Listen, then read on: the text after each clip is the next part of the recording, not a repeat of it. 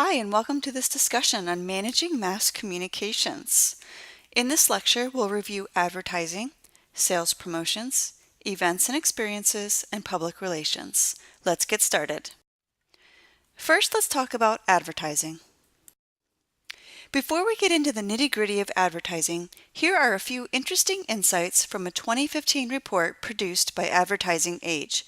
On the left, you've got the top 10 most advertised brands, and on the right are some fun facts about advertising. It should come as no surprise that viewers are spending more time on digital media than watching TV. And this has resulted in the internet becoming the largest advertising medium. After all, advertisers follow eyeballs. Pause here for a minute and take a closer look. Can you guess which brand is number one on the left-hand side? Did you guess AT&T? Not very many students do.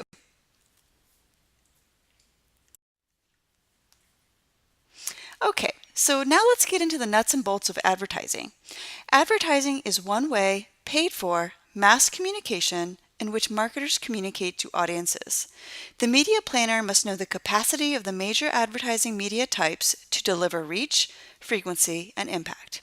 Media planners make their choices by considering factors such as target audience, media habits, product characteristics, message requirements, and cost.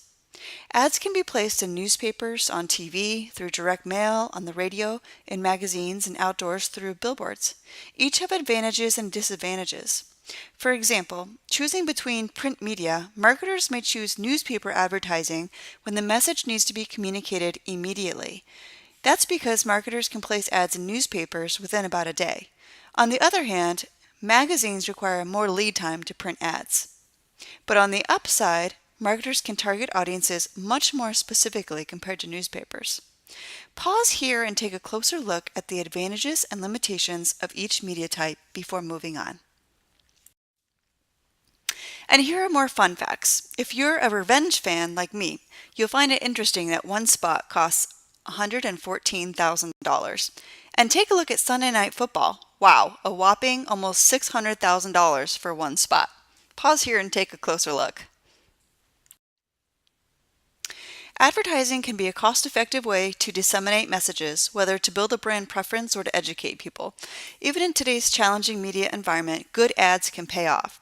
In developing an advertising program, marketing managers start by identifying the target market and buyer motives. Then they can make the 5 major decisions known as the 5 M's. Mission: what are our advertising objectives?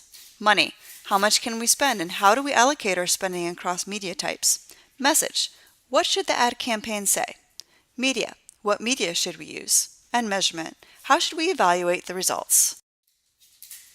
The first M is mission. This refers to understanding our sales goals for the ad and our specific advertising objectives. An advertising objective is a specific communications task and achievement level to be accomplished with a specific audience in a specific period of time. Advertising objectives include whether the ad is aimed to inform, persuade, remind, or reinforce. Informative advertising aims to create brand awareness and knowledge of new products or new features of existing products. Persuasive advertising aims to create liking, preference, conviction, and purchase of a product or service. Some persuasive advertising is comparative advertising, which explicitly compares the attributes of 2 or more brands. This works best when consumers are processing advertising in a detailed, analytical mode.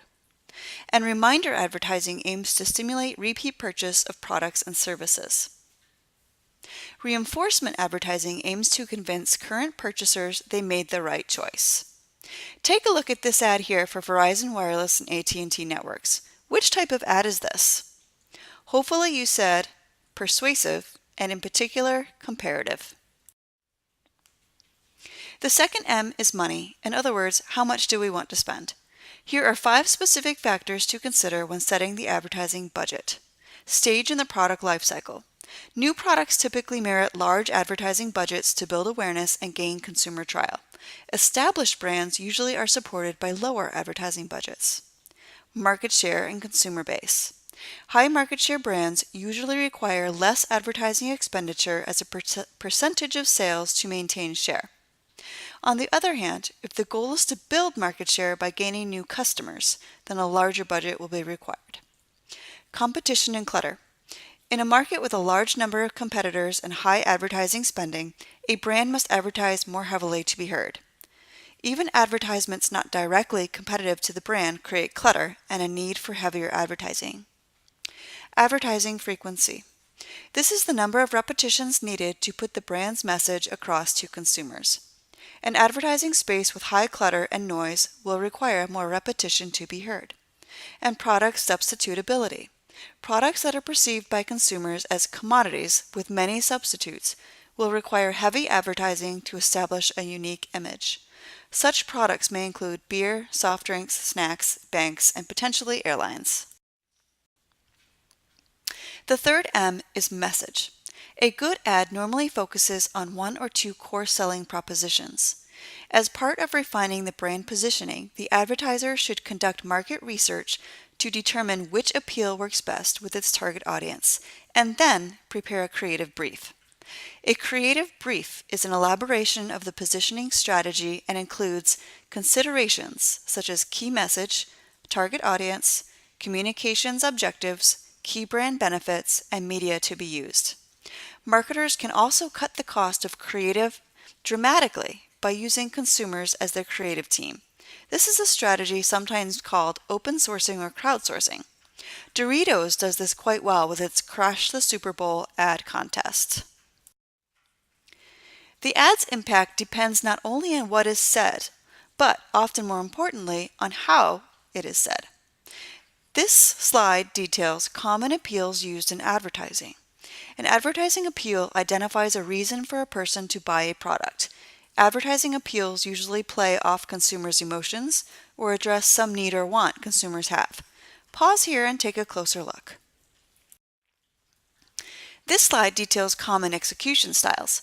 The execution style is how the appeal will be delivered. The style in which a message is executed is often one of the most creative elements of an ad. The execution style often dictates what type of media is to be employed to convey the message. For example, scientific execution styles lend themselves well to print ads, where more detailed information can be portrayed. And humor is well executed through radio and television, more so than in print. Pause here and take a closer look at the various execution styles for advertising. To break through clutter, some advertisers believe they have to push the boundaries of advertising. They must be sure, however, not to overstep social and legal norms or offend consumers. The Federal Trade Commission, or FTC, acts on behalf of consumers to ensure advertising is not misleading or harming consumers through advertising. The fourth M is media. The steps here are deciding on desired reach, frequency, and impact, choosing among major media types, selecting specific media vehicles, and setting media timing and geographical allocation. Then the marketer evaluates the results of these decisions. Media selection is finding the most cost-effective media to deliver the desired number and type of exposures to the target audience. The impact of exposure of an ad on audience awareness depends on reach, frequency, and impact. Reach. Reach is the number of different persons or households exposed to a particular media schedule at least once during a specified time period. Frequency. Frequency is the number of times within the specified time period that an average person or household is exposed to the message.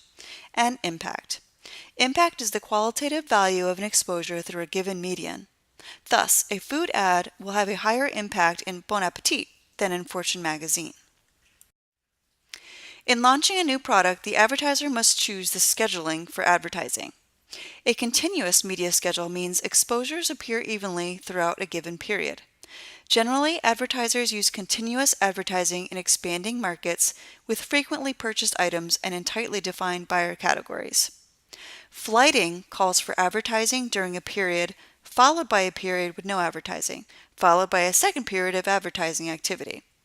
It is useful when funding is limited, the purchase cycle is relatively infrequent, or items are seasonal. Pulsing is continuous advertising at low levels, reinforced periodically by waves of heavier activity. This helps the audience learn the message more thoroughly at a lower cost to the firm. And finally, seasonal, also called concentration, calls for spending all the advertising dollars in a single period, which makes sense for products with one selling season or related holiday. The final M is measurement. Communication effect research called copy testing seeks to determine whether an ad is communicating effectively. Copy testing can be performed in a number of different ways. For example, focus groups may be used in which a sample of the target market is asked to think out loud and comment on the ad as they are watching it. Another method is A/B testing, in which two different ads are created and tested for effectiveness through focus groups or surveys. Ultimately, marketers want to understand if the money they spent was worth it and if it resulted in an increase in share of market. A historical approach can also be used to compare sales before and after ads. Now let's talk about sales promotion. Whereas advertising offers a reason to buy, sales promotion offers an incentive. Some sales promotion tools are consumer franchise building. They impart a selling message along with the deal, such as free samples, frequency awards, coupons with a selling message, and premiums related to the product. Sales promotion tools that are typically not brand building include price off packs, consumer premiums not related to a product, contests and sweepstakes, consumer refund offers, and trade allowances. There are two types of sales promotion. One type is aimed at the marketing channel member, such as a wholesaler or retailer. The other is aimed at the ultimate consumer. The main trade sales promotion tools that manufacturers aim toward channel members are listed on this slide. Take a look. The main consumer promotion tools are summarized here. Stop and take a look before moving on. Earlier, I mentioned that the purpose of sales promotion is to incent sales. Marketers should consider the target market in deciding which type of sales promotions to use. For example, loyalty marketing and bonus packs work especially well for loyal customers. What do you think works best when the goal is to get consumers to switch from the competition's product to yours? Sampling tends to work especially well. And if you're targeting consumers who switch brands often or who buy simply based on the criteria of low price, then price reduction strategies such as coupons are best. For each promotion, marketers need to consider a couple of things. First is the size of the incentive. An incentive too small will be counterproductive, but an incentive too large may have detrimental consequences to gross profit as well as perceptions of quality. Second is timing.